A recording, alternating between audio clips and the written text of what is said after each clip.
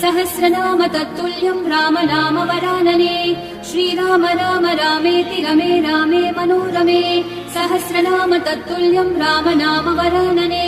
श्रीराम नाम वरानन ॐ नम इति। ब्रह्म उवाच नमोऽस्मरन्ताय सहस्रमूर्तये सहस्रपादाक्षि शिरोरुबाहवे। सहस्रनाम्ने पुरुषाय शाश्वते सहस्रकोटियुगधारिणे नमः। सहस्रकोटियुगधारिण ॐ नम इति।